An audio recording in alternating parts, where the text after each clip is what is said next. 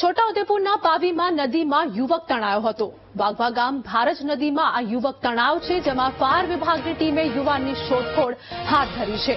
તો ભારજ નદીમાં યુવક તણાયો હોય તેવી ઘટના સામે આવી છે। છોટાઉદેપુરના પાવીમાં નદીમાં યુવક તણાયો હતો। ફાયર વિભાગની ટીમ પણ ઘટના સ્થળે પહોંચી યુવાનની શોધખોળ હાથ ધરી છે।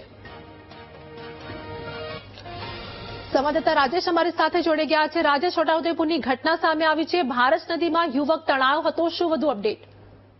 જે છોટાઉદેપુરમાં ગત રાત્રિએ 9 ઇંચ જેટલો ભારે વરસાદ વરસ્યો છે અને જે ભારજ નદી છે તેમાં સુખી ડેમનું 2 ગેટ ખોલીને પાણી છોડવામાં આવ્યું હતું। એક તરફ વરસાદથી પાણીના નીર આવ્યા, બીજી બાજુ ડેમનું પાણી અને આ જે પાણીનો પ્રવાહ છે તેમાં વાઘવા ગામનો જે યુવાન છે એ યુવાન ડૂબી જતા હાલ ફાયર ફાઈટર દ્વારા યુવાનની શોધખોળ થઈ રહી છે, પરંતુ હજી બી આ યુવાનનો કોઈ ભાળ મળી નથી। જી આભાર રાજેશ, સમગ્ર માહિતી આપવા બદલ।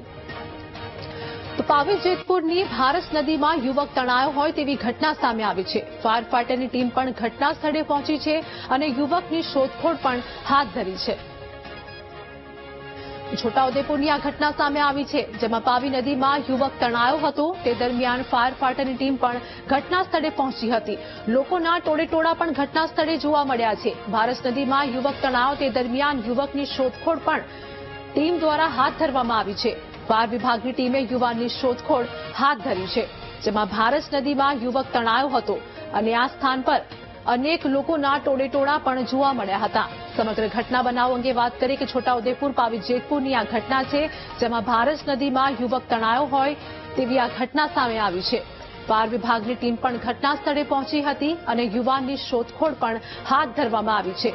ફાયર ફાઈટરની ટીમ ઘટના સ્થળે જોવા મળી રહી છે અને યુવકની શોધખોળ પણ ચાલુ છે। પાવી નદીમાં યુવક તણાયો હોય તેવી આ ઘટના સામે આવી છે, જ્યાં ઘટના સ્થળે અનેક લોકોનો જમાવડો પણ જોવા મળ્યો છે।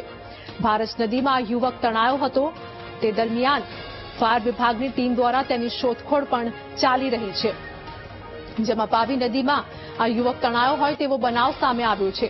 છોટાઉદેપુર પાવી જેતપુરની આ ઘટના, જેમાં ઘટના સ્થળે ફાયર વિભાગની ટીમ પણ ઘટના સ્થળે પહોંચી હતી અને યુવકની શોધખોળ પણ ચાલુ છે।